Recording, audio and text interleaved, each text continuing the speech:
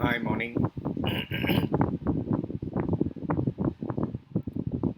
Let's wait for maybe 20, 25 students. Once we have 20, 25 students, then we will start. Can you hear me clearly? Can you hear me?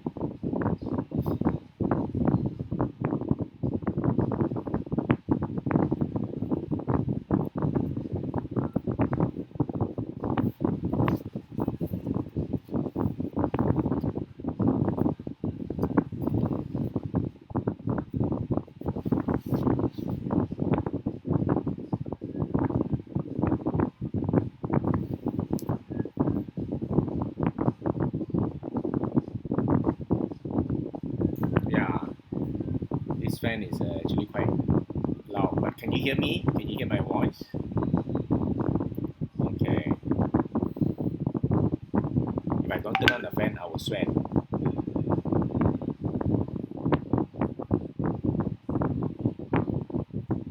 Okay.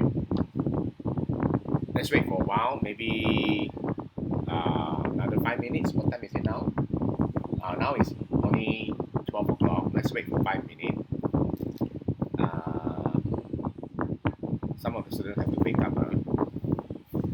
Your fan sound is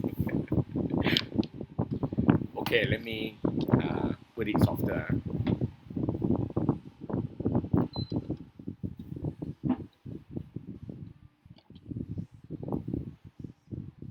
Okay, I turn the fan speed down, so it's way softer now. Can you hear the fan now?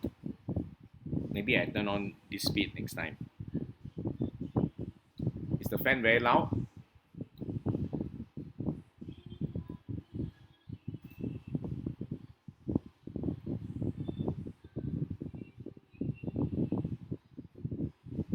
Detailed briefing for group assignment. after I'm going to brief about the grouping. Group assignment is very easy. Actually, in fact, I have done some already. When I discuss about the WorldCom.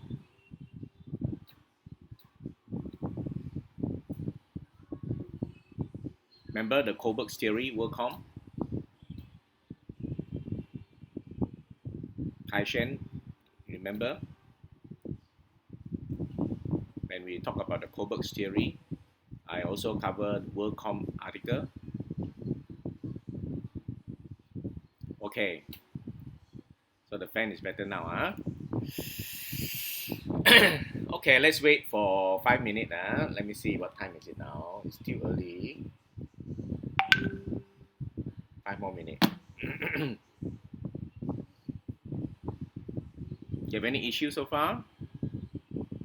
Any issue in your classes, other subject, or anything interesting? Anyone of you have COVID-19, or you know of someone who has COVID-19?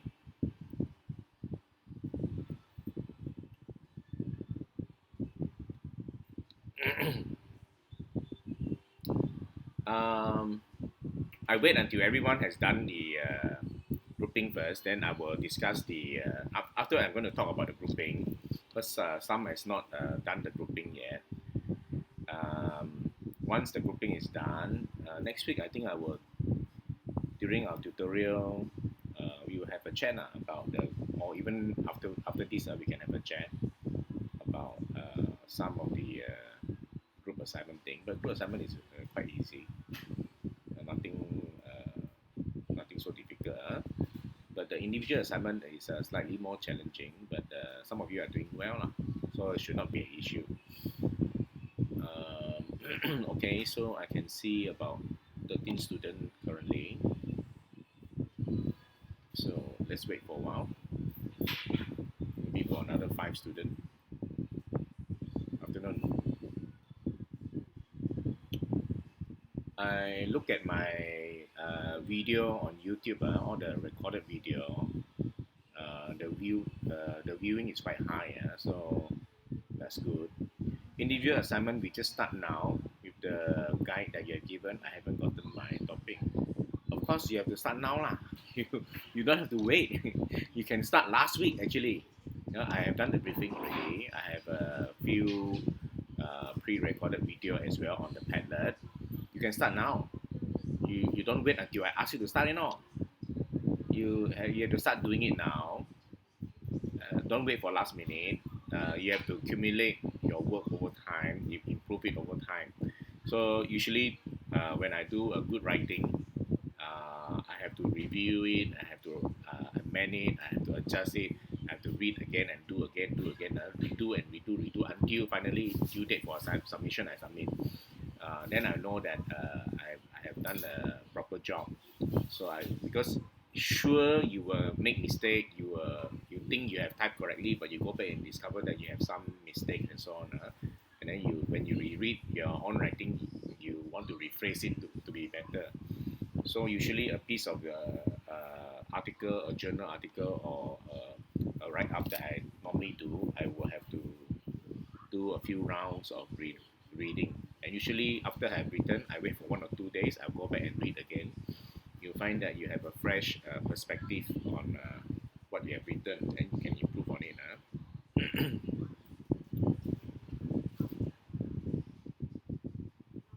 So in short, I'm trying to say, start your individual assignment already. Start already. Don't wait.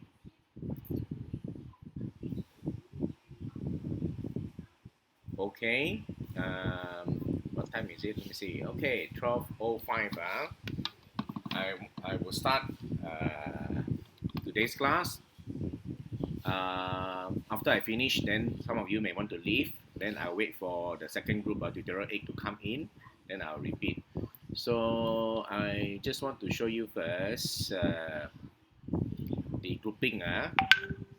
The grouping. So this is the grouping so far. There are altogether 8 groups here. This what all of you have done is correct. This is correct. is the correct way to do. So some of you have not done it.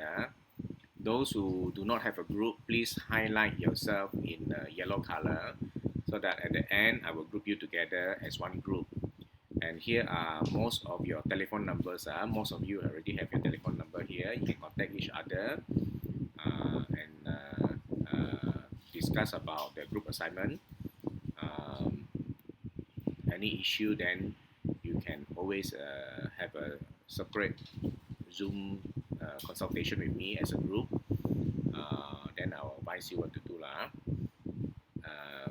That is for your group grouping for your assignment.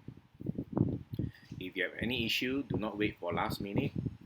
Contact me anytime. Now I'm going to teach you about a very famous economist and his view of capitalism, and this entail a social responsibility of the firm. Whether is it a very narrow view or is it a broad view? So 3583043. This is my WhatsApp number. While I'm teaching you, some of you may not want to ask me question here. You can WhatsApp me. I will attempt to answer your question. If you don't want to post it here, I won't mention your name. I will mention your question, and I will attempt to answer it live in this YouTube live here, so that everyone can benefit from the answer. Okay, so now I want to start on. Yeah, you can pick your. Where can I pick my assignment topic? Jonathan Liu. It means that you have missed so many lessons. You don't know what to do with the assignment, isn't it? So you must go to eLearn. Go to the assignment management folder. Inside there are 2 topics, 2 articles. Choose one of the article. Go to my Padlet and view the individual assignment, how to do the individual assignment. Look at it. That one will give you the guide. Oh, I see. Yeah, the screen is black. I can see it as well. But why is it so? Wait. I think maybe the connection.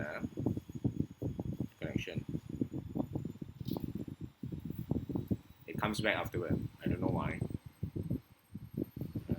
Today the connection not so smooth.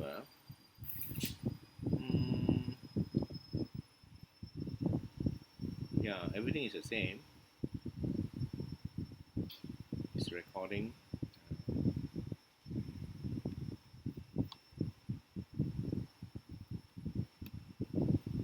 Just a minute.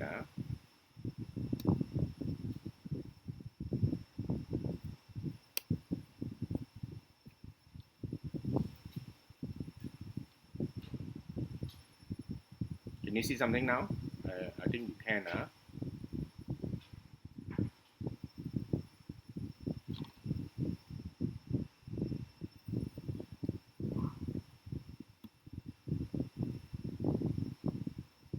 But the connection is good.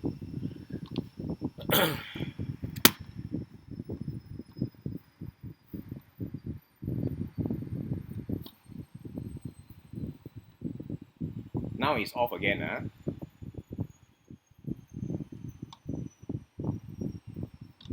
Is the screen blank?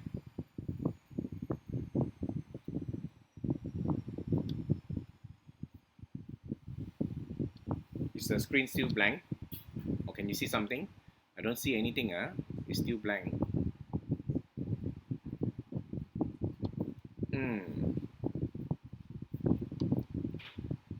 Okay. I will just put this up.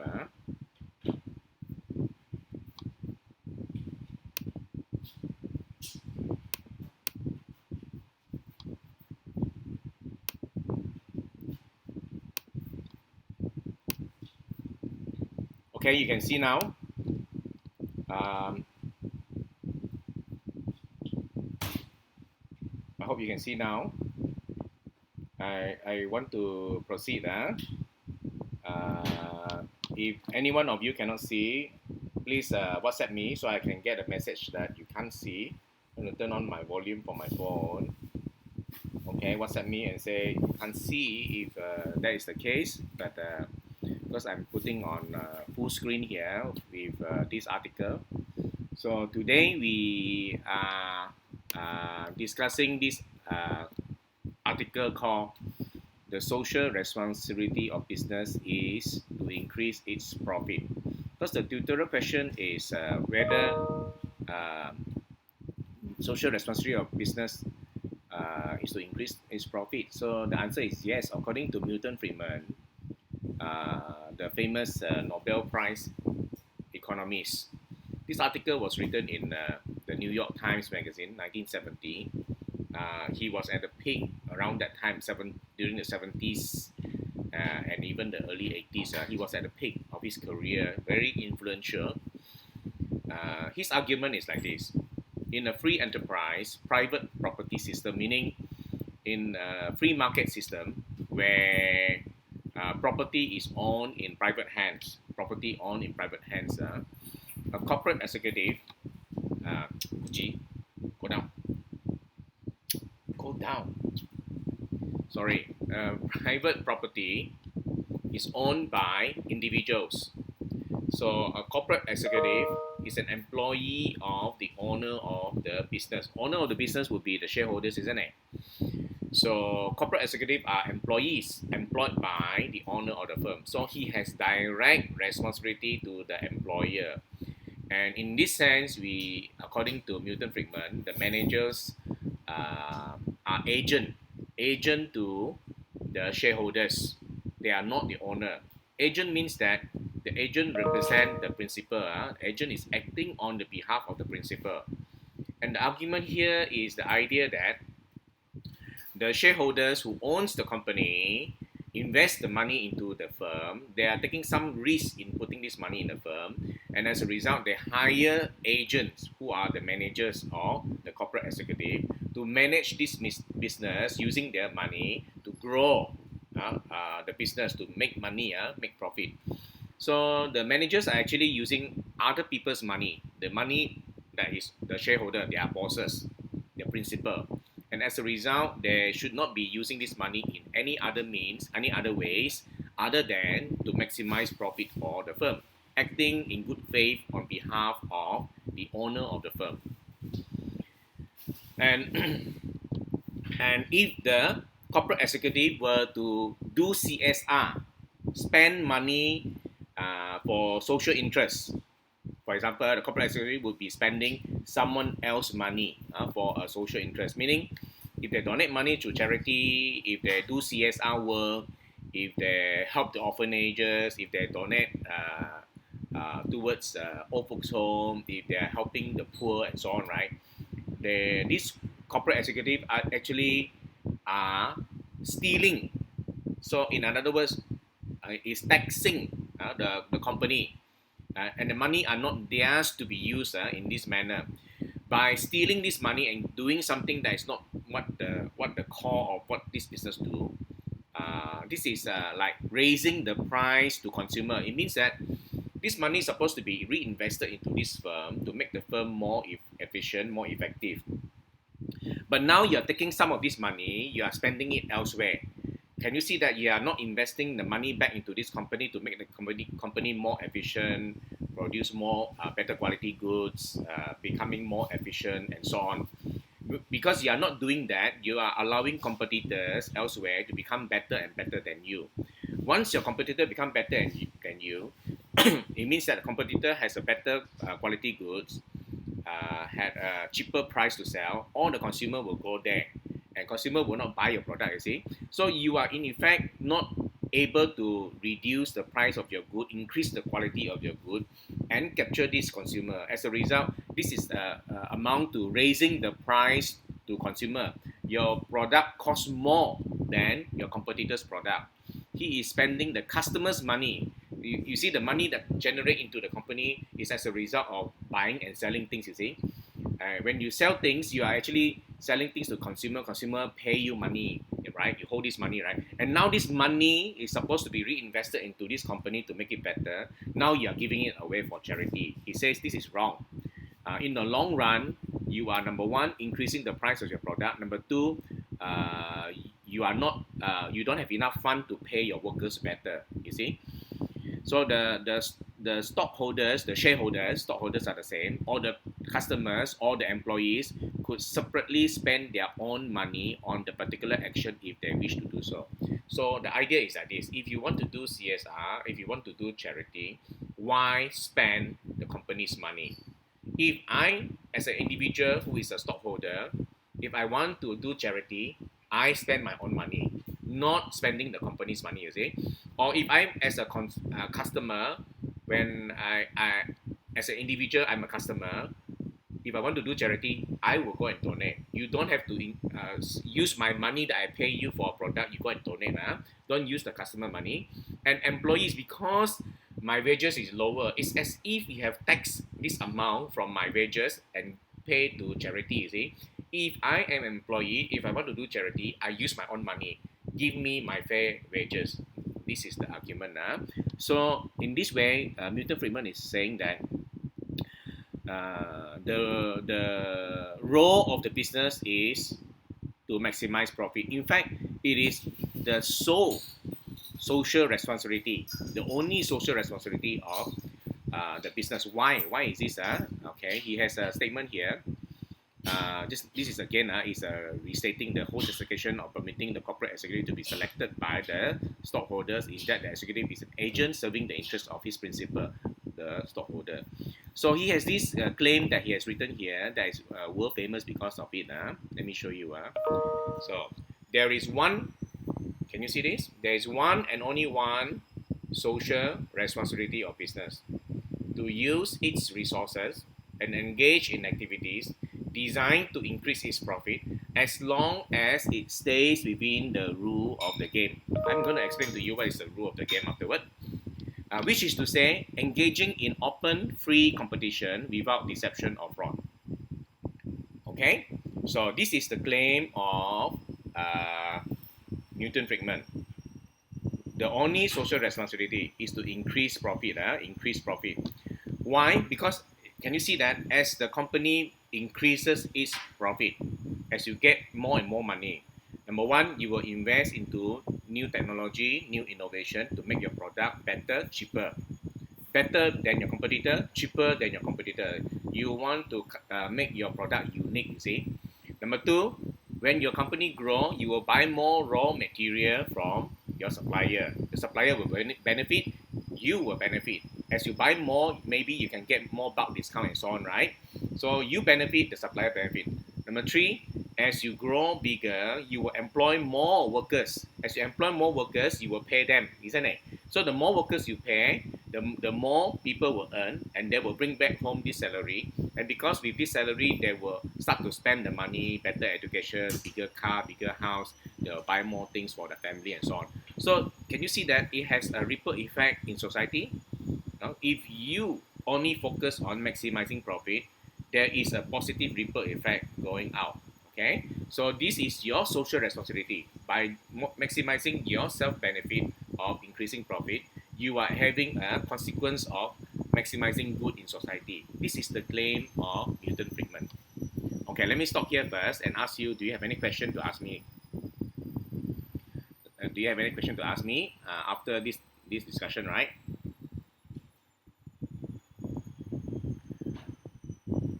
Okay, I know there's a lag of 30 seconds, so I'm waiting for your question. If you don't have a question, I will just continue. You just write down somewhere what you have in your mind. Let me elaborate in using this Word document. Let me elaborate using this Word document. I see if anyone else have any question first. If you don't have a question, let me elaborate more. Then you can ask me again afterward, okay? Let me elaborate more using this Word document that I have. Then let me apply into this article the normative theories that we have learned so far. Okay, the normative theories that we have learned so far. Okay, this article, this Word document I have given you as well. Now I want to go through this. Can you see that Milton Friedman said in a free economy, there is one and only one social responsibility of business, and to use its resources and engage in activities designed to increase its profit as long as it stays within the rules of the game. The rules of the game include law in that country, the social norms expected in that country. If the law in that country expect you to pay 10% tax, you pay 10% tax. If it is a custom in that country that to allow their workers to pray 5 times a day, you allow them to pray 5 times a day, for example. So you stay within the rules of the game. If during Hari Raya, Deepavali, Chinese New Year, there's a holiday, you follow suit, give them holiday. If it is a double pay, you give them double pay if they work and so on. So you follow the rules of the game. If you're in Malaysia, you do this. In Japan, you do that. In China, you do differently. In US, you follow the rules of the game wherever you operate your business. And your only responsibility is to maximize profit. And this argument says that by doing so, you are actually doing more good than harm. More good than harm. So Milton Friedman, a conservative economist, believed that if market is allowed to operate with only minimal restriction, meaning the government should not come and interfere, as little interference as possible. Let me be. I will know what to do with my business, and let me maximize my business. Maximize my profit, necessary to prevent fraud and force. You see, so the government is there just to prevent people from cheating, prevent people from committing crime and so on. That's enough. Don't do more than that. So society will maximize its overall economic well-being. So this argument is that if you leave me alone to maximize profit for my company, if I were to run my company in such a way that I focus on maximizing profit, can you see that society is better off in the long run? So the argument is based on this doctrine of the invisible hand by Adam Smith, because Adam Smith says that if you let individual corporation be with minimum restriction, everyone will want to produce a better product, offer a better service at a cheaper price so that customer can benefit, so that he will win more business. As you win more business, can you see the ripple effect just now I just mentioned? Supplier will be happy, you buy more, you employ more workers, you expand your company, you have more money to invest, you have new things to develop and so on, right? So it's like everything is a positive ripple effect going out. It's as if someone has planned this, someone with an invisible hand moving the chest, the chest around, so that to maximize benefit to everyone. So as if there's an invisible hand moving. So this argument actually is based on a libertarian argument. You have not learned this yet. Next week I will teach you. Libertarian arguments goes like this. My freedom is paramount. Leave me alone to do what I want. This is my life. This is my property. These are my money. Leave me alone to do what is rightfully mine. I can do what I want with my own property. Libertarianism. Number two, the argument says that if you leave me alone to do what I want with my own property, society will be better off. This uses a utilitarian argument as to support the consequence. Because of the invisible hand, everyone is better off, isn't it? So this is a utilitarian argument. Furthermore, because I want to maximize my self-interest, it is assumed that each one of us are selfish. We want to maximize my own self-interest. If I do this, if I play within the rule of the game, let the government set the law, I will play within the rule of the game. Whatever the custom, the norm in this society, let me maximize my profit. Don't add additional restriction. As I do this, leave me alone, give me the freedom to do what I want to maximize my profit. Everyone will be better off. So can you see that in this single argument by Milton Friedman, also by Adam Smith, this is a free market system. That presuppose the support a narrow view of CSR. CSR is just to maximize my profit. Business is just to maximize my profit. This simple argument that says this free market system supposed to work is based on the three normative theory, libertarianism, utilitarianism, and ethical egoism. By allowing me to maximize my self-interest, leaving me alone to do what I have a right to do with my own property, everyone become better off in this society. A utilitarian argument. Okay, I hope it's not too complicated. Any questions so far? Any question with regard to these three application of these three normative theory to support Friedman's argument of maximizing profit as the sole responsibility of the business? Can you see his argument is quite strong?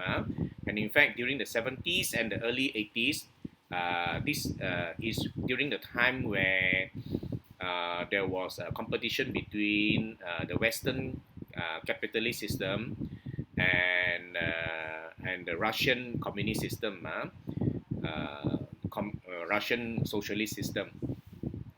Of course, we know now that the capitalist system won, but the socialist system actually, in fact, has infiltrated the Western world as well. So what you can see, I'm going off topic a little bit, just to give you some idea what's happening in the world now. What you can see in the Western world, for example, in America, and predominantly also in most of Europe, what you can see now is the left-leaning liberals. They have already subscribed to this idea of socialism, although through a democratic process. Whereas the right-leaning conservative, they still believe in this kind of a view championed by Milton Friedman and Adam Smith. Okay, Samuel Hua, ethical egoism is like that. The idea is that by looking after myself to maximize my company's profit, ethical egoism, by looking after myself, this is the right thing to do. This argument is assuming that the right thing for everyone to do is to look after your own self-interest. I maximize my own profit. I will do the best I can, but you leave me alone to do so. A libertarian approach. Leave me alone. Don't come and interfere with what is rightfully mine. I will know how to invest my money. If I want to give to charity, let me be. I will know how to give. Don't force me. Don't tax me, and so on and so forth. Leave me alone. Libertarianism. I will want to maximize my profit. Because I want to maximize my profit, I will invest in better product.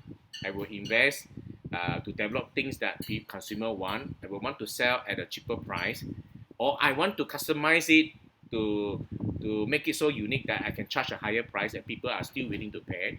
I am trying to maximize my self-interest. As I do so, everyone will benefit in society. People will get a very high quality product. Employee will get more pay. As employee get more pay, they will spend more. But supplier will get bigger order from me, raw material. They will be better off. And can you see that the supplier is actually looking after their self-interest, My competitors are also looking after themselves. Because everyone look after their self-interest, it's assumed that ethical egoism is right. Okay, Sam Hua? Okay, let me continue with this explanation here. So the invisible hand is based on the law of supply and demand. That is reflected by the pricing mechanism. So if you price yourself too expensive, no one will buy from you, isn't it? So because you are looking after your self-interest, you will ensure that you want to sell your product cheaper or make it more unique and sell your product more expensive, but yet still consumer will want to buy from you. By doing so, right, you are actually inevitably, meaning without intention to do so, by looking after my self-interest, actually everyone become better off lah. But this kind of an explanation of Milton Friedman and Adam Smith has some assumptions. Assumption would be, number one, they assume that in this economic system, assume that there is perfect competition. Perfect competition means that me and my competitors, we are competing on a level playing field. which is usually not true lah. Number two, the assumption is that everyone has perfect information. The consumer knows that I'm selling a cheaper price, or the consumer will come to me. The consumer knows that my product is higher quality, or the consumers will come to me. But in reality, consumer don't have perfect information, and I don't have perfect information. I, as a supplier, I will not have perfect information about my competitor as well. Okay. And number three, it is assumed that all agents act rationally, meaning we think about what we want to do, then we act accordingly in a rational manner. But we know it's not true. So consumer also, and even supplier and business owner and so on, we all act irrationally, emotionally as well. So these are some assumptions that is adopted by this capitalist system that is proposed by Milton Friedman and Adam Smith, that suggests to you that the sole responsibility of business is to maximize profit. Okay, let me jump to the weaknesses. However, this kind of a narrow view of CSR is only to maximize my profit. This kind of narrow view of CSR has some limitations or some weaknesses. So when I write there, page number, right? I hope you understand. Page number referring to Shaw and Barry. I mentioned this many times, right? So you have to go and look at Shaw and Barry. I think this page number is based on 2013, the 2013 version. But your latest version, I think, is 2019, I think. The page number runs a little bit. You can still find it somewhere around. So there are actually at least three arguments why. No, sorry, at least five arguments why this narrow view of CSR is not has some weaknesses. It's not totally right. Number one, if you allow people to maximize profit using a libertarian approach, you will find that there's a higher level of inequality in society. The rich become richer, the poor become poorer. Number two, the idea that there is a perfect competition is not true. You look at the world now, you can see that in each major categories of product in the world, you will find a few top players and all the rest are small players. If you think of soft drink, right, you will immediately think of Coca-Cola and Pepsi, isn't it? So the rest are all small players. If you think of mobile phone, you will think you will have a handful of Samsung, Apple, Huawei, and the rest are all small players. Again, there is no perfect competition. And furthermore, this idea of only maximizing profit, looking at society in a very, it looks at the society in a very materialistic manner, and we know that materialism actually breeds more greed. So buying more things, owning more things does not make you a better person. Okay. Number four, this kind of narrow view that maximizing my self-interest in terms of maximizing profit, the business owner, the managers, the executive tend to want to exploit workers. And this argument is a result of this thinker called Karl Marx, a socialist thinker. Okay, he looked at the Western world where capitalism is widely practiced. He sees the workers as being the oppressed group of people being exploited and alienated. There's some element of truth, of course. When you study sweatshop condition, you will know this. And finally, because companies want to maximize profit, and because they are only serving self-interest, if they can get away with it, they will want to pollute the environment. And they will want to pollute the environment because polluting the environment rather than treating this waste byproduct of their production facility, it costs more to treat them. So polluting the environment is the easy way out that would lead to maximizing profit, which is actually bad for the environment, and it has a social cost in terms of this pollution, and these are called externalities. Externalities. Okay, here are the 5 points I've given. Any questions so far? Any questions so far about the 5 limitation of this narrow view?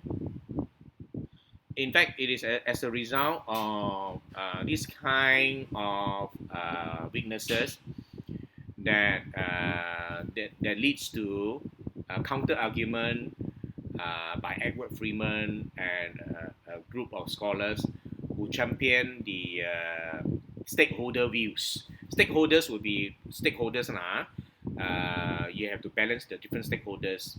Whereas this view by Milton Friedman is actually also known as the stockholder view or the shareholder view of CSR, meaning you only prioritize your shareholders in terms of maximizing profit. Yeah, Shaw and Barry is the textbook that where I always refer to the page number. Okay, I am done for today, but you have to ask me question. Can you see there is a very strong argument by Milton Friedman why a company should maximize profit? If you maximize profit, if you are let alone to look after your self-interest, and the government has little interference in what you do, you will want to produce a better product at a cheaper price. And as you do this, without the intention to do so, you actually cause greater good to society. You know, this is the argument by Milton Friedman, and you can look at a lot of videos in YouTube, his old lectures and so on. He's very, very eloquent, a very short guy. I think about 5 feet tall, only 5'1" or 5'2", very short guy. Very eloquent, very persuasive. His argument is very sharp, and then he, even until his very old age, he was still doing debate and doing live lecture, and he lived a very modest life, a simple life. Okay, any question you want to ask me about this tutorial? The sole responsibility of business is to maximize profit. Yes or no? This answer is yes. Next week we will do the counter argument. No, it is not the sole responsibility. You don't know where to find the individual assignment topic. Jonathan. Okay, let me show you, Jonathan. Go to your eLearn. Go in. I've shown this before, but I'm going to show you now. To the content, scroll down. There's a tutorial management. Go in. Can you see there's one folder, tutorial class by me, and can you see these are the 2 articles? Okay, 2 articles. Choose one. Choose one. Then go to my Padlet.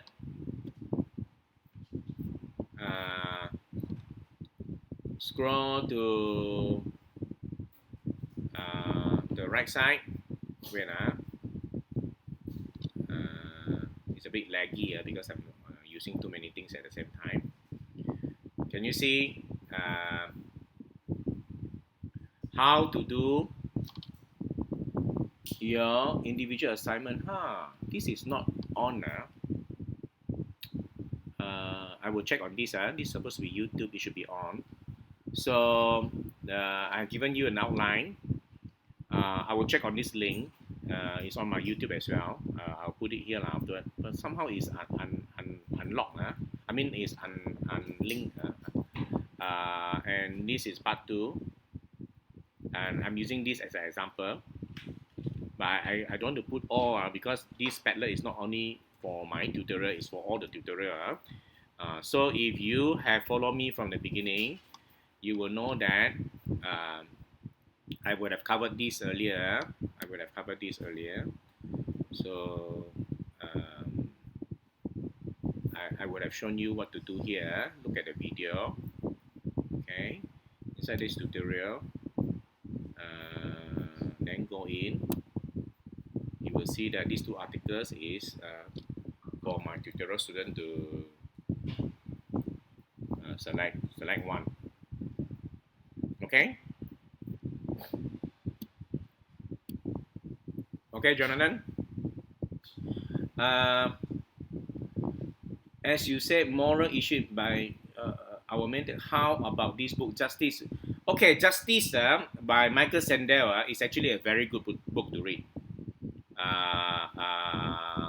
Kai Shen, Justice by Michael Sandel. I bought this book a few years back. So and I watched the lecture by Michael Sandel on YouTube. He lectured in Harvard, and his class is bigger than mine. He has 1,000 over students. I have only 500. Um, and he's a very famous professor of business ethics. He wrote this book based on his lecture. If you have heard his lecture before, right, you will know that many of the content that he shared in this book is based on the lecture, and it's very interesting.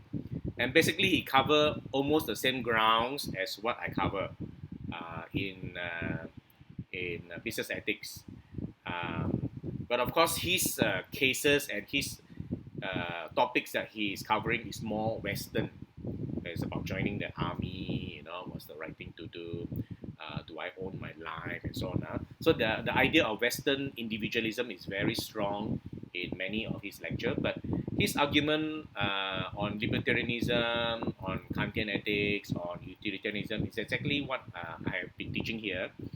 So for studying, you use Shaw and Barrie. For reading, I would call it entertainment. I don't know, I find it fun to read this kind of book. Justice would be the good book to read for your free time. Okay, Kai Shen?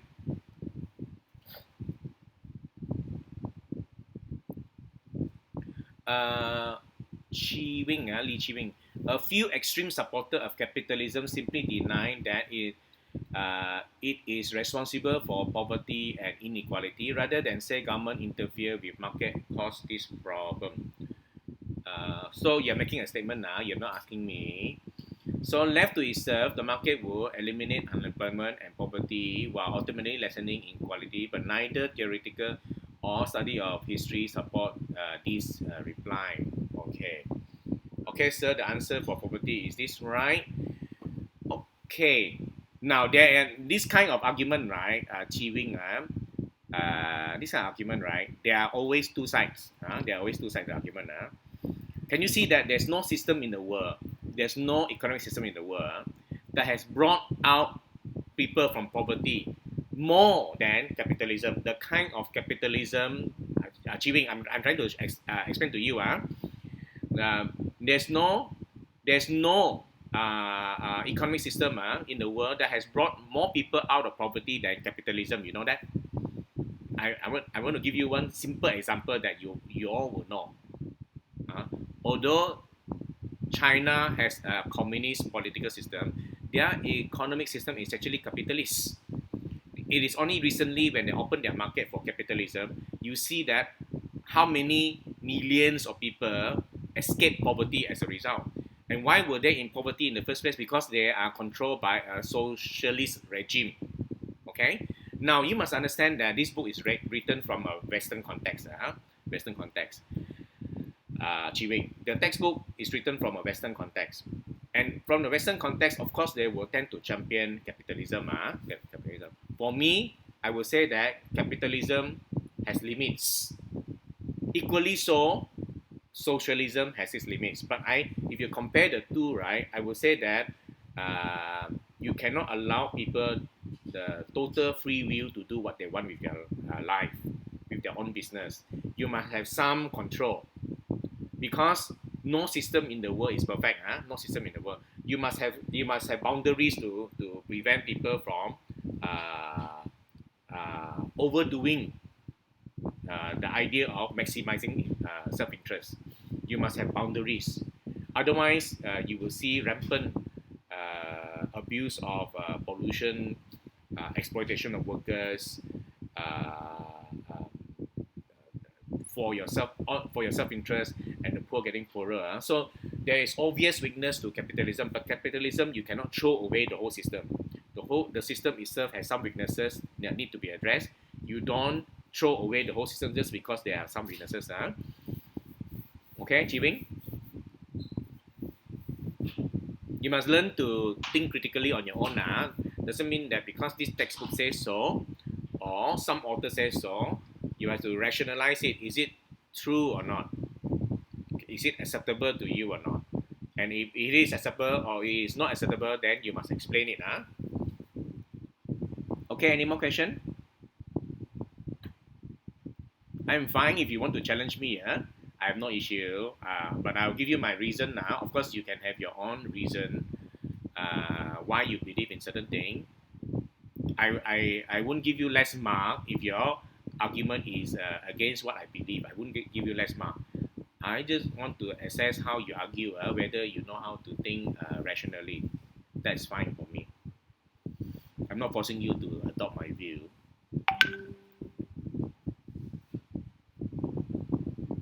Okay, any other question?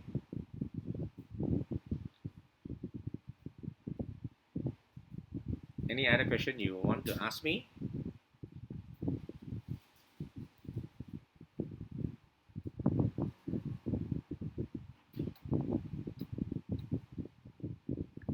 Let me see. Did I miss anyone from WhatsApp?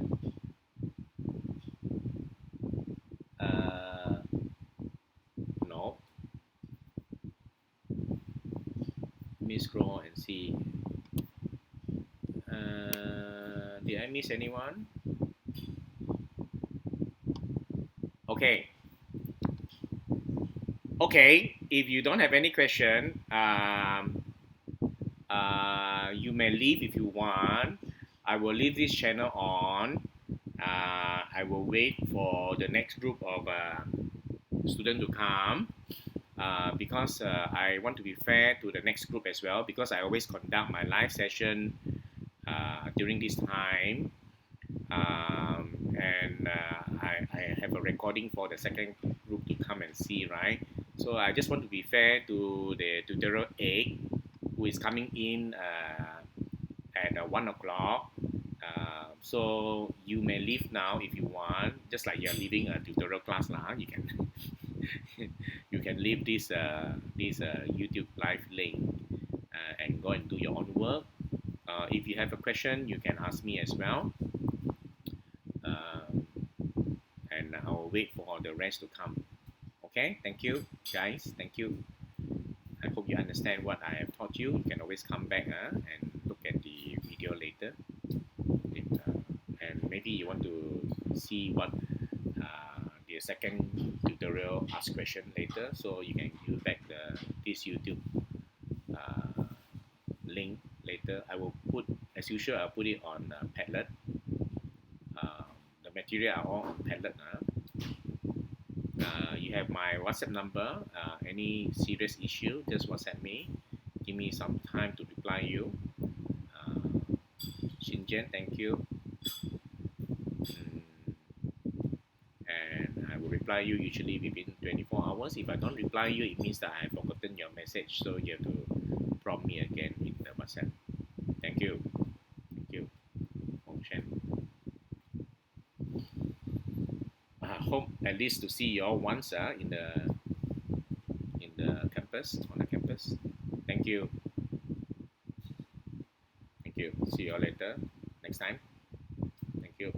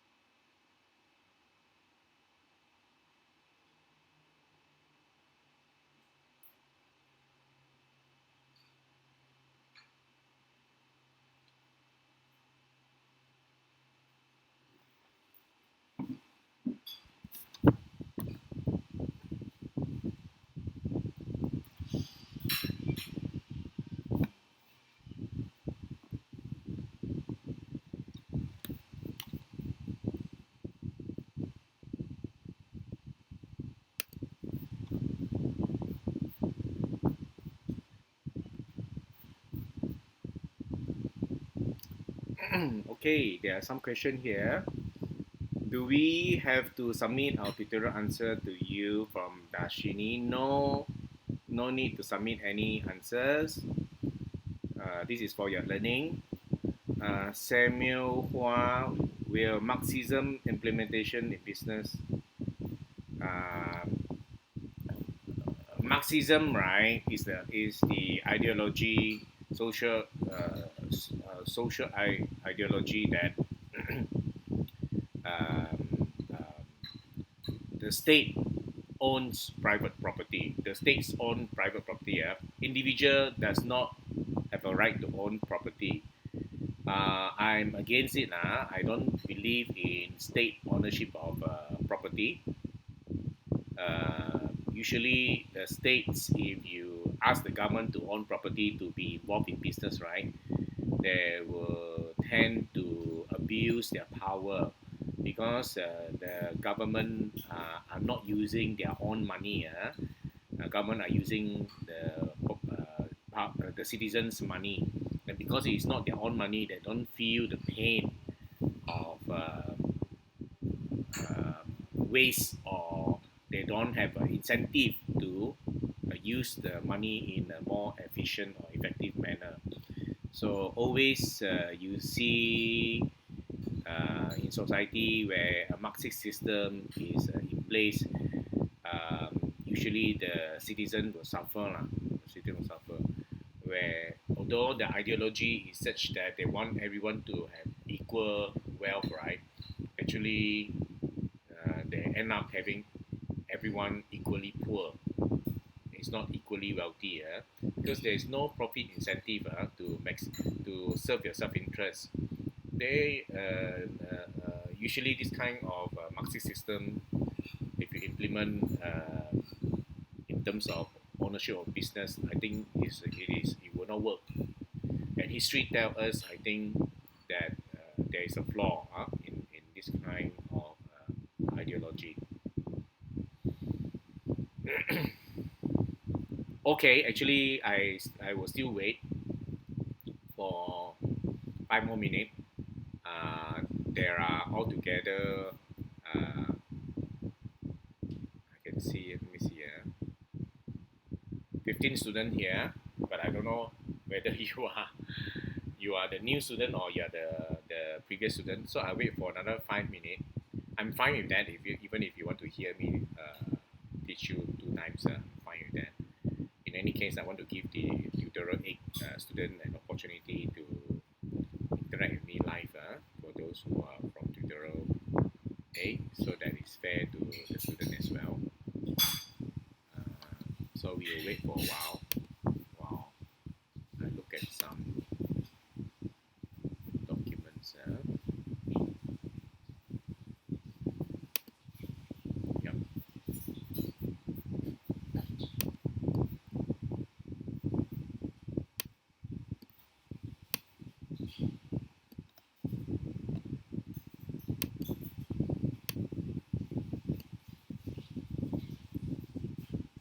Hmm. Okay, there are more students now. I think that some of them just come in. Hmm. Afternoon, Siti Amina.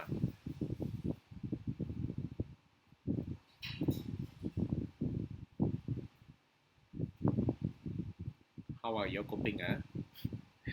Staying at home. I'm a very routine person. So after more than 1 month, I think I get used to it. So used to staying at home, I may not even want to go back to campus. It become a routine for me. After I've done all my work, I answer all the email, done all the Zoom conference and all the WhatsApp messages I've done. I play my video game, I read my books, I watch my TV. So, hi, Mary. So I'm so used to it, so used to staying at home already. And just before the MCO lockdown, before the starting of the MCO, I went and pumped my petrol. It was at $1.20, I think, per liter. I pumped full tank until now. barely driven a few kilometers. Afternoon, good, and I uh, and my hair grew so long, so I asked my wife to cut my hair for me. So uh, I become used to lifestyle, staying at home. Uh, but bad for the children. If you have children, children start at home, nothing to do. A bit bad. um, I have. We still have a few more minutes, so I will just continue to ramble on for a bit. I think the MCO may be relaxed, 28 onwards, but there is a concern about because of the Hari Raya, they are worried that there's a worry that everyone will move outstation up and down, right? Movement is not good, especially during this kind of epidemic. You actually widen the spread of the disease, you see, the virus. So I think there may be a relax of the MCO, but some restriction in terms of outstation travel. It may be the case now. So if there is a relax in MCO, even if that is the case, I'm just speculating now. I'm just buying time just to wait for the rest to come. Hi Samuel. So I'm speculating that if there is a relax in the MCO, even for the university setting, I will not be able to conduct my class. They won't allow me to conduct my class because my class I have 400 over students. No way any authorities will allow a gathering of 300, 400 students together. Impossible. They will, they will come and catch me. So you see me in prison with my laptop teaching you. Then that is a serious issue. But at least they feed me curry rice every day. If I were to teach you from prison. So unlikely I will be conducting face-to-face session this semester, unlikely, because although the number of cases is plateauing, in fact going down slightly, but unlikely they will allow mass gathering. Okay, so just to let the new student who just came in, let you know, all the YouTube links are all pasted on. I post them on my Padlet, on Padlet. The two articles for individual assignment is actually in the folder in eLearn. If you go to eLearn, go to example, I'll just show you since I'm here. You go to this folder called tutorial management. You click in. So there are actually altogether 5 tutors here, including myself. So you click in my folder, you will see 2 articles: building an ethical career. Can you fix a toxic culture? A toxic culture is an ethical issue because toxic culture has a negative impact on a lot of people, even consumer, even shareholders and so on, right? So it is an ethical issue. Okay, that's where you get yeah, curry rice. Will the campus be reopened to access the features according to your? In my opinion, the campus most likely they will have allow limited classes. I think so. I think they will allow limited classes. Those classes that involve more practical labs and so on. Just like, for example, imagine you join a program to learn culinary arts, how to cook, and all your pans and ingredients, everything is in the campus, right? Le Cordon Bleu. So if you want to do that, right, how do you learn? I mean, how do you practice? Or in some kind of robotics or chemical engineering or whatever in the campus, right? Biological science, right? All the equipment all in the campus. I think those classes they can go in because the classes are not that big, maybe 10, 15 students. my kind of classes, like business ethics and leadership, right? I'm talking about 3, 4, 500 students. No way they will allow me to go back. Like Poon said, I will enjoy curry rice in prison. Okay, good. I can see the figure has gone up, 23 students. I have spoken enough, chit enough. So now, okay, we want to study this issue or this topic in your tutorial guide, talking about what is the social responsibility of a business. So the argument on one side will say that the social responsibility of business is to maximize profit, and this person who argued this case is the famous person who argued this case is Milton Friedman. Milton Friedman was a Nobel Prize economist, and he was famous during the 1970s and even to the early 1980s. Even until his old age, 70 years, 80 years old, he was still active in debate, in lecture, teaching students and so on. You can find a lot of his YouTube lessons and lectures and his speeches on YouTube.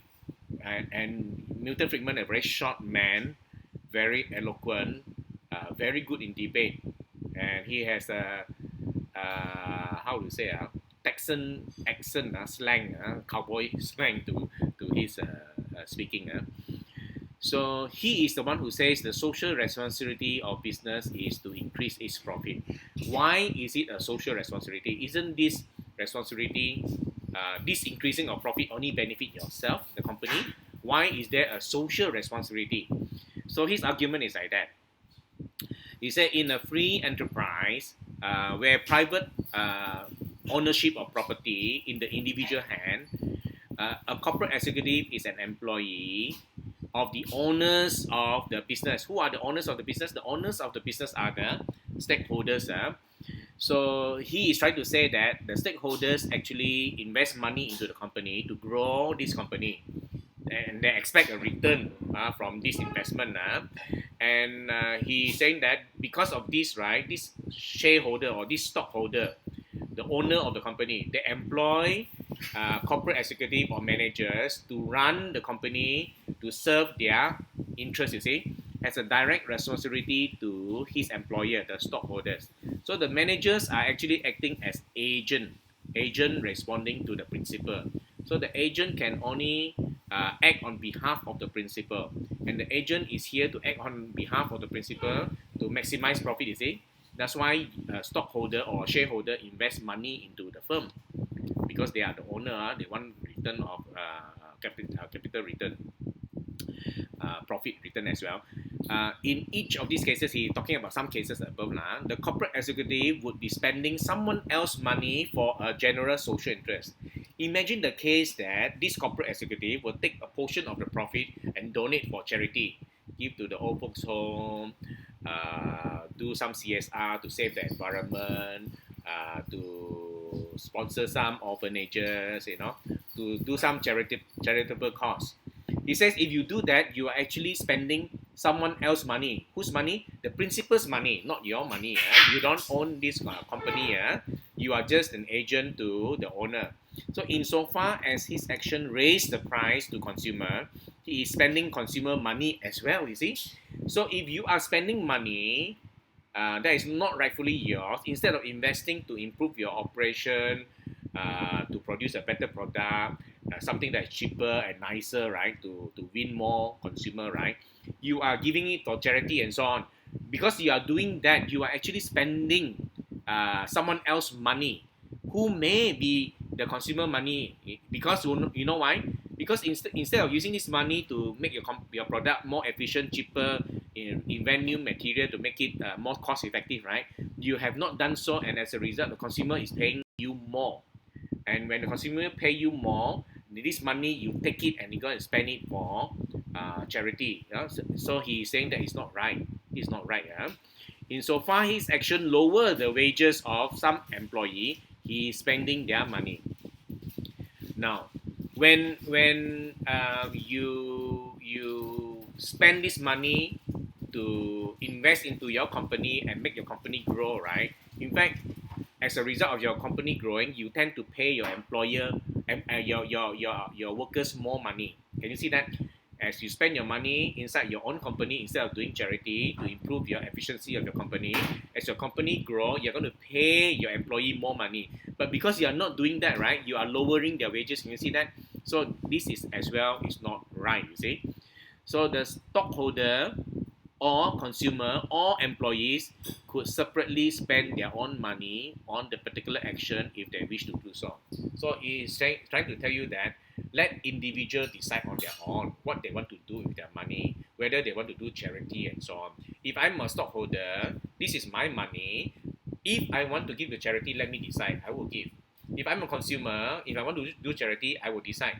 You don't spend this money in this company for charity purposes, for CSR purposes. That is using other people's money. Can you see the argument? So the idea is that the whole justification of permitting the corporate executive to be selected by the stockholders is that the executive is an agent serving the interests of his principal. So the whole argument, Friedman is trying to explain to you that the corporate executive, the manager of the firm, cannot simply do CSR using other people's money because they are actually agent. These are not their money. They are acting on behalf of the principal who are the shareholders. Now, as you read further, I want to come to this conclusion here. This is the most famous statement that is widely used and quoted, attributed to Milton Friedman. He says here, there is one and only one social responsibility of business. It is to use its resources and engage in activities designed to increase its profit so long as it stays within the rules of the game, which is to say, engage in open, free competition without deception and fraud. Okay, this famous article by Milton Friedman has influenced a lot of people. And of course, in the Western world, it is widely accepted as true. So now here, I want to elaborate more on this argument by Milton Friedman. And you see that in this argument, right, he is actually following the footsteps of Adam Smith. Adam Smith. Adam Smith is the originator of the idea of the invisible hand. So Friedman says, let me explain to you first the red color wording here. Stays within the rules of the game, right? Just now we just mentioned. It means that if you are conducting a business in Malaysia, you have to stay within the rules of the games in Malaysia. In Malaysia, there will be some laws that govern what you can do and what you cannot do in terms of operating a business. You follow the law. Furthermore, you comply with the social norms of that society in Malaysia. For example, in Malaysia, we have so many different public holidays.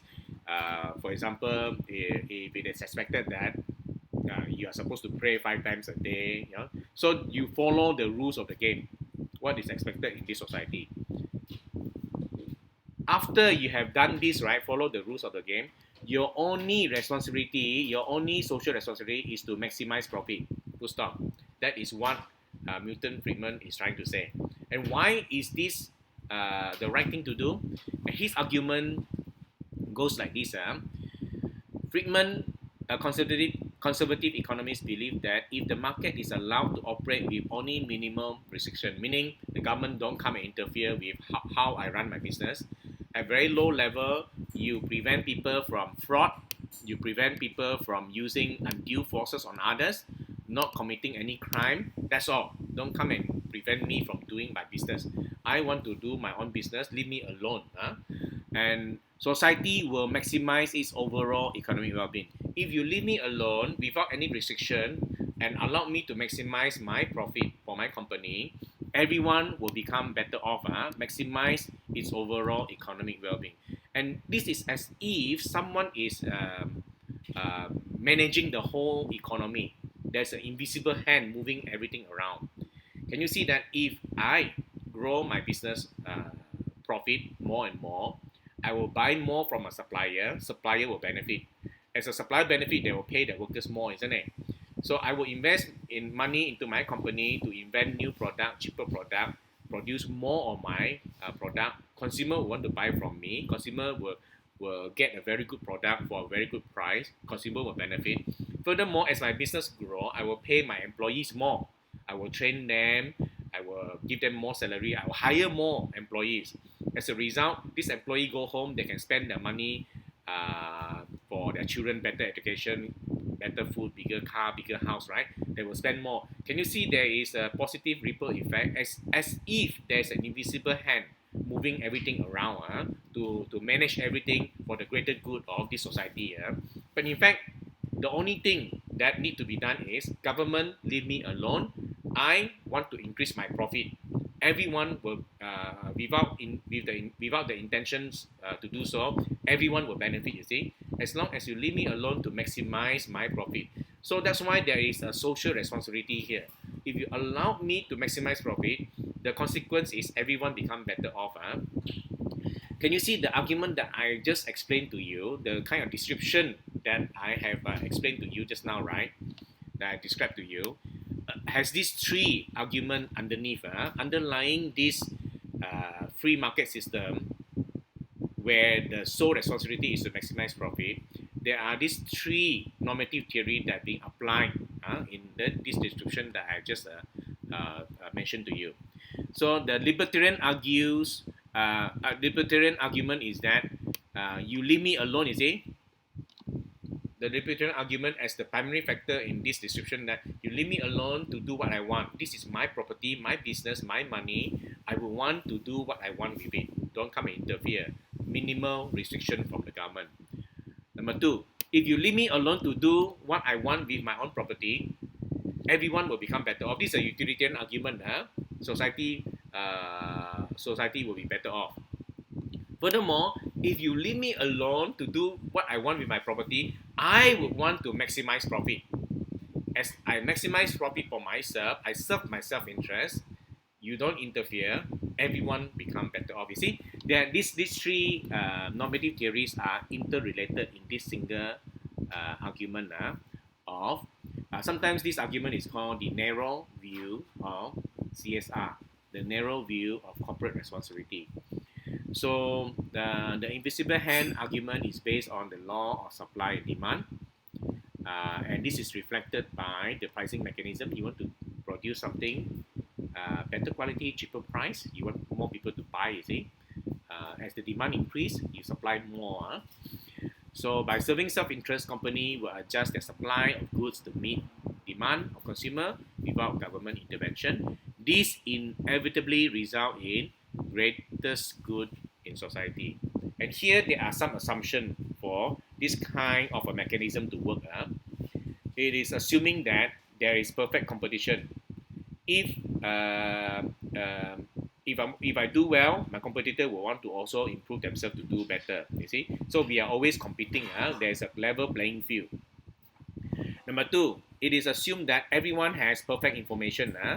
It's assuming that I will know that your product has a higher quality and a cheaper price. I will want to up the ante. I want to be even better and cheaper than yours, you see, to differentiate my product from yours. So it's assuming that everyone has this information, and it's also assuming that the consumer has this information. If my product is better and cheaper than yours, the consumer will come to me. So the assumption of perfect information. Furthermore, it is assumed that all the agents act rationally. It means that consumer will always want to buy the cheapest product at the highest quality. It is assumed that, right? It is assumed that I will always want to do that. I will always want to sell something cheaper at a higher quality. It may be that I want to differentiate my quality and I may sell more expensive, right? But because the product cannot be found elsewhere, consumer will still come to me. It's assumed that we all act in a rational manner. But of course, none of this assumption is true in totality. So meaning, as a result of this, right, there are some limitation to this theory. Here are some of the weaknesses of the narrow view of CSR, or sometimes also known as the stockholders view, uh, or also shareholders view. Shareholders view of CSR. Sorry, the spelling is wrong. Shaw and Berry. So the narrow view of CSR may breed poverty and inequality. And because this argument you can find in a textbook, page 160, Shaw and Berry. This set of argument here, except for the last one, you can find on page 231. So the argument is like that if you let the company be and let them maximize profit for themselves, can you see that the rich become richer and the poor will become poorer?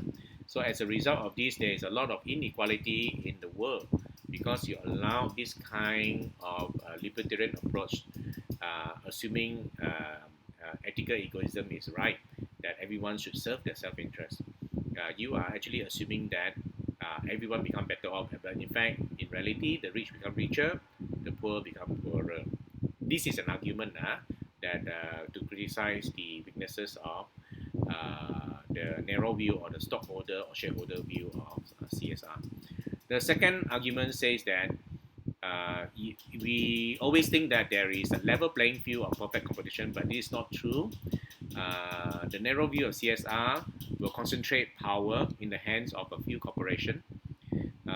If you look at any product segment in the market today, you will find that only a few players has monopolistic power or monopolistic type of power in terms of market concentration of power. You think, for example, soft drink, you will see maybe Coca-Cola and Pepsi, the two major players. It's not level playing field. It's concentration of power in a few corporation. Of course, when a company has more power, they tend to have more latitude to do a lot of different things that may not be that good, that great.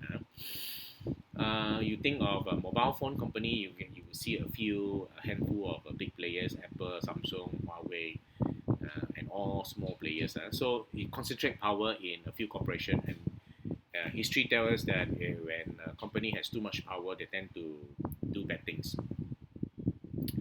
Number three, the idea of looking after self-interest, of producing more goods at a cheaper price, assuming that consumer will be better off if they buy and buy more and more, is a very materialistic mindset, materialistic worldview, which corrupts human nature. Buying more things doesn't mean that you become a more successful person or a better person. It doesn't cultivate virtues, you see. Narrow view of CSR may result in exploitation and alienation of workers. This is true to a certain extent. You will see this when we cover the topic of sweatshop conditions. This is where you see because you want to maximize profit, you want to suppress workers' salary and take advantage because these are poor workers. You give them a little bit, it means a lot to them. So you want to suppress them. Don't want to ask them to work longer and so on.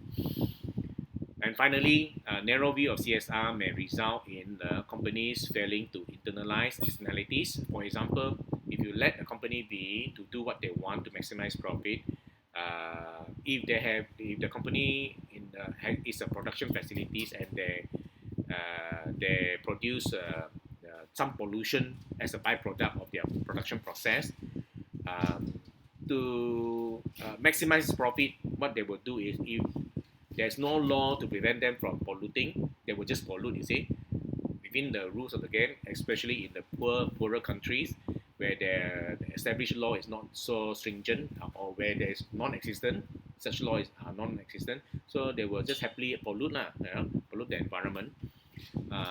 This pollution of the environment as a byproduct of their production process, this has a social cost, and these social costs are actually what is called the externalities. and it's not internalized. Internalized means you want to absorb this in by processing this pollution before you expel the harmless pollutants, harmless side byproduct uh, to the environment.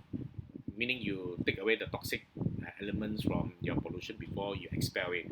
So this is called internalizing. It will cost you more money. As a result, your product will cost a bit more. You see, so maximizing behavior will not do that. You see, a company that maximizing profit, they won't do this such a thing. So these are five limitation or five criticism of the view championed by Milton Friedman and Edward Smith that support the, because of course Milton Friedman and Adam Smith support the idea that the responsibility of a business, their sole responsibility, social responsibility is to maximize profit. Okay. Now, let me know if you have some question to ask me about this regarding maximizing profit. I just want you to understand that Milton Friedman has a very strong argument here. A libertarian approach to governing the country, very low government intervention. Because you have very low government intervention, the size of the government is smaller. And because the size of the government is smaller, you don't have to tax the population so much, the businesses so much to sustain the government, and let the company maximize profit by doing better product, cheaper price, becoming more efficient, more competitive, right? So as a result, society become more and more prosperous overall. This is the argument. And during Milton Friedman's time, the prime minister in America who championed this idea of a free market system was Ronald Reagan. Ronald Reagan was famous for this kind of approach to a very business-centric. Of course, today in America, you will see the same approach adopted by Donald Trump, very business-centric, reducing of tax, reducing the government, controlling government expenditure, focusing on business activities, allowing business to maximize profit, and so on. But of course, there are negative consequences, and as a result, you need to rectify this limitation that we have discussed, these five limitations that we have discussed. Okay, any question, guys? You want to ask me about this topic of the sole responsibility of business is to maximize profit? Of course, Milton Friedman said yes. Next week, we will look at the counter argument that says no. The next week's tutorial, when we counter this argument, right, we are actually adopting stakeholder view. Stakeholders meaning you don't only prioritize or privilege the shareholders. What about other stakeholders? How about your employees? How about your supplier? How about your consumer? How about your money lender? How about society? So why do you only prioritize the shareholders? So that's the counter argument to Milton Friedman's view. And one of the champion of this stakeholder next week's view is this guy called Edward Freeman, Freeman. Unfortunately, the two guys' names are quite close. Friedman and Freeman. Freeman is the stakeholder. Friedman is shareholders' view. Freeman is the stakeholders' view, broad view of CSR. Okay, I'm just telling you something so that to buy time. So do you have any question to ask me? So far, I see no questions. Next week, no question. Next week, if we have time, or maybe I shouldn't talk about the group assignment in the tutorial. I will discuss the group assignment during the lecture better. Lecture because everyone will be there, so I don't have to keep repeating. So during the next week lecture, I will talk about the group assignment. I think that's a better idea. Any question so far? Okay. While you're thinking of the question, I'm going to show you the grouping for individual assignment. I've sent you the link earlier, right? So, okay, these are the students in tutorial 3 and 8. I don't know why 1 and 2 are highlighted, I don't know. Student number 3 and number 51 do not have a group yet, so don't worry, you just highlight for me. I think student number 25 as well. If you don't have a group, just highlight for me. I will group them you all together later on. Those with a group already is actually on this tab. So far I know there are 8 groups. Oh, there are 9 now. So okay, this is a new one, just added in. Someone is editing, so it's fine. So this is how you do it, your grouping, which is fine, is correct. So I give you another few more days to do before I start assigning those who do not have a group. And this is a tab where you have all the phone numbers. Almost all of you, the phone numbers are here. Please contact each other. So next week during the lecture, I will discuss about the group assignment, how to do the video presentation. Actually, it should be quite easy, not much work. Okay, any question, guys?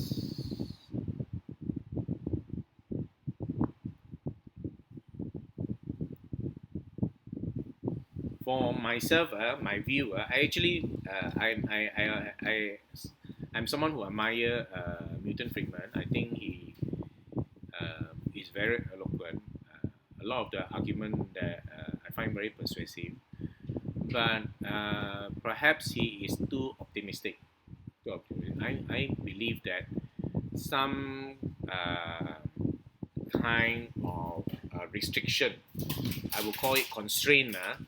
Constraint must be put in place to prevent companies becoming too strong, too exploitative, having too much influence.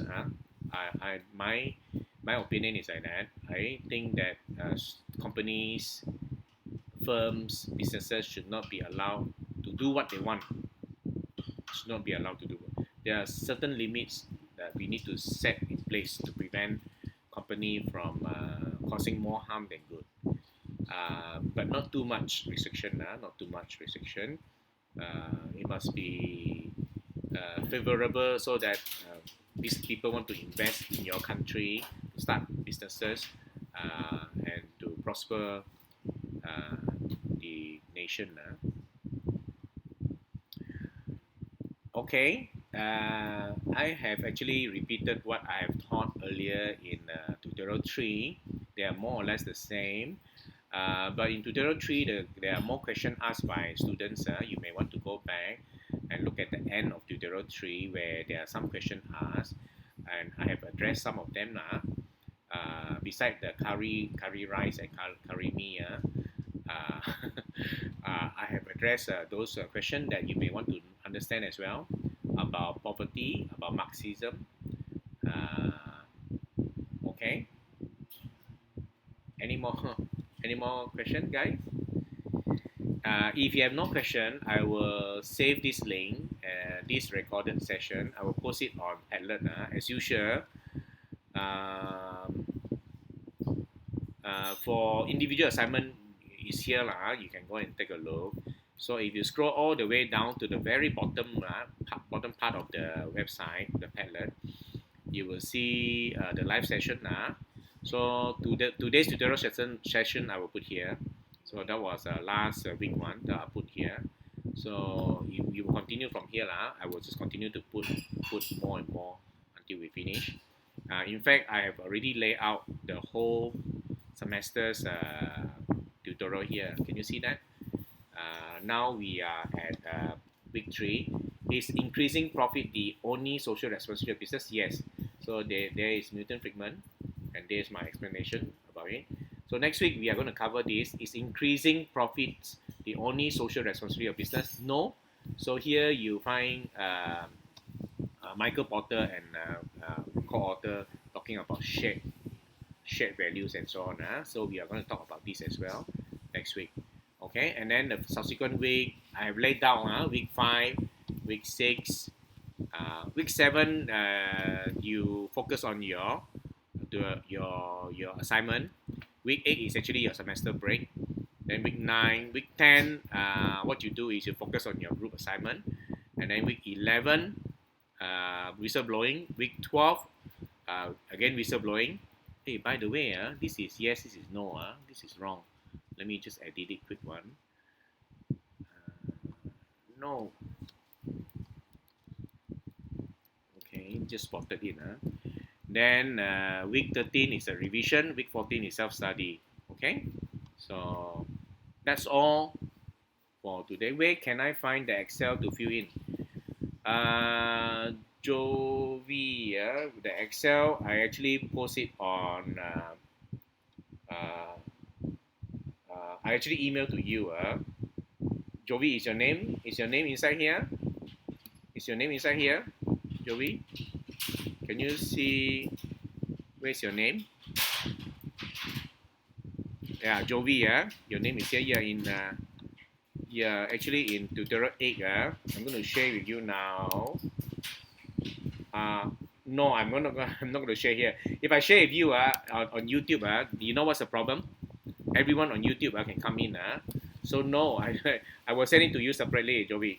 I'll send it to you separately. Yeah, it's in your email. It's in your email, Jovi. Yeah, I think I sent one time or two times. I know all of you are overloaded with email. You are overloaded. I'm trying my best not to send so many email. In fact, or maybe Jovi, you can ask one of your teammate to give you the link, or I can send you separately by yourself. Anyone without the link to go into this folder, this Excel that I have, please ask those in any of your friend in tutorial 3 or 8 to give you the link. Okay, to give you the link to go in. I try not to post it here. I am no at my number. Couldn't have number 27. What do you mean? Yeah, in number 27. Yeah, why? Do guess, Warren, what is the issue? I haven't got a group, sir. You don't have a group, doesn't matter, Jovi. Just have to highlight your name there. Or maybe I just highlight it. Then I'll fix the group for you later. Do guess, Warren, what is your, how is it? What is it? You can't go in? You don't have the link or what? Do you have a link? You can't go in?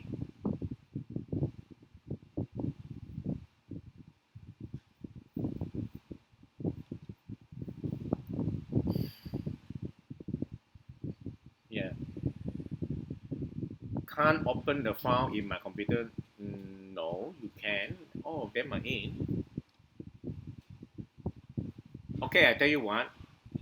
I'm going to send the link again to all of you. I'm going to send the link again. There's no password to the link. You see, there are 6 other people inside here already. If the 6 can, because I send the link at the same time to everyone, if 6 people can go in, right, to guess Warren, you can go in. You can go in. I don't know why you cannot go in. I didn't set any password at all. But the link, please don't send out to other people because other people can go in. It's a public link. It's just that it's hidden. There's no password. Okay. Dugesh Warren, do you have a friend inside the grouping, the tutorial group inside here? Do you have any friends? Can you ask them to send you the link so that you can go in? Okay.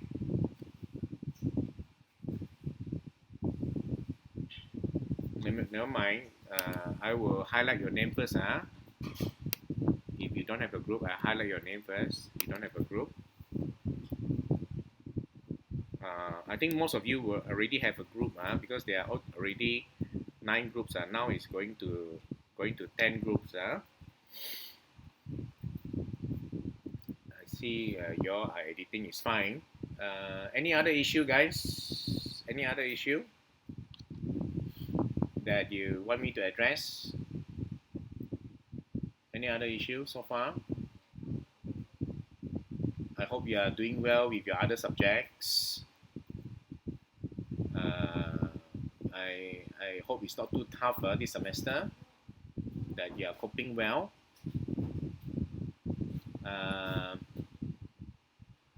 So tomorrow is Friday, right? I have a lecture at 8 o'clock. What will happen is basically I will just cover back what I have taught on Tuesday. If you have gone for the Tuesday lecture, then you don't have to come. Then I will address some question that student may have. That's all. Yeah, Samuel, I was thinking about the WhatsApp group, right? I'm not sure whether it's useful or not. So in the meantime, I don't think I want to create a WhatsApp group. What I would rather prefer is once you all have developed your own grouping, right? For example, Angela Lee, Hai Lun, Yi Ting, Liu, and Ai Lee. For example, the five of you want to consult me about something regarding the group assignment, then I will do a separate Zoom session to talk to you lah. So a separate consultation to discuss with you group by group basis. I think that is easier, right, for group video presentation. So I will do separate Zoom conference with each group. If you need, you have to tell me first. I will fix a appointment to meet group by group basis. So at least I can talk to 5 or 4 of you or 3 of you together. So you know what to do for your group presentation, group video presentation. That would be better, Samuel. Having a separate consultation in conference using Zoom or MS Team, either one. But I after using MS Team and Zoom, I find Zoom is so much more user friendly. Somehow this Microsoft they like to complicate things. Very not user friendly, I would say. Sometimes you add too many features. It's no point.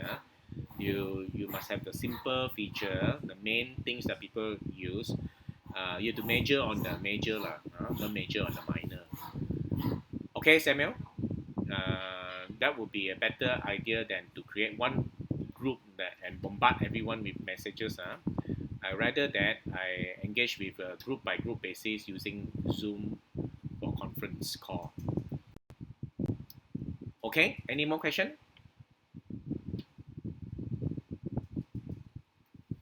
Let me know.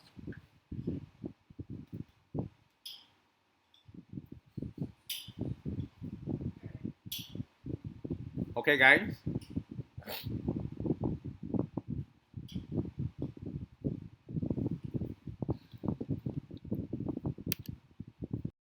Oops. Okay, any more question, guys?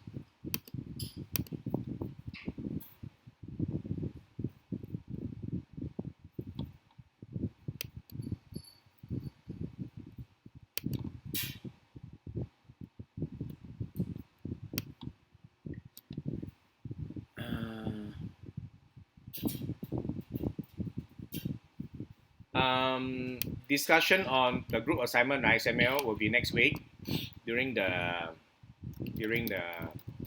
lecture. During lecture, I will discuss the group assignment, how to do the video presentation, what to expect. Hey, of course, guys, you must start doing your individual assignment already, because I have already gone through your individual assignment, the word.com, remember? Individual assignment, the article 3 as a sample for you, right? So you should be doing your individual assignment, starting to do already. don't wait until last minute and cram. You won't do a good job. You won't do a good job. Start developing your individual assignment. Next week during the lecture, I will incorporate the discussion for group assignment. I will incorporate the discussion for group assignment. The group assignment is just a group video presentation on the article that I've given you, WorldCom. Is basically linked to the Kohlberg theory and some application of normative theory. So that one I will discuss with you next week during the live lecture session. Okay? Thank you, guys. Thank you. I will see you again next week. Okay, I want to give you my phone number again. I want to give you again my phone number. If you still don't know my phone number, please WhatsApp me if you have an issue. Don't call me lah. WhatsApp me. Give me time to answer you. You call me, you are demanding my time immediately. Usually I will not answer. You text me, I will answer you, but give me some time. Usually within 24 hours, I will answer all WhatsApp. Changing of group, Chi Kwan. You want to change to what group? I will check and see. But you know changing of group has already ended. I don't know which group you are in, but I will check. Okay, thank you guys. I'll see you next week. Mary, Poon, Samuel, Chi Kwan, I'll check my email. Thank you. Bye and take care. Stay home. Thank you. Thank you. Thank you.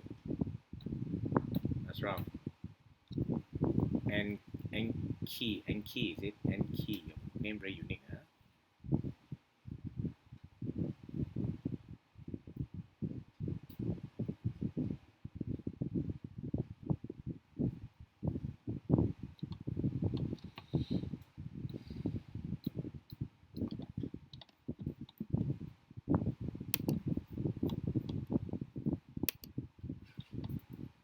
You guys Warren. Bye.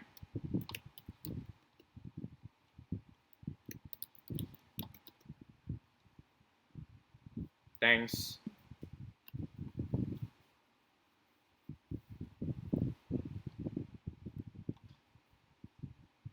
Okay, I'm going to end this session.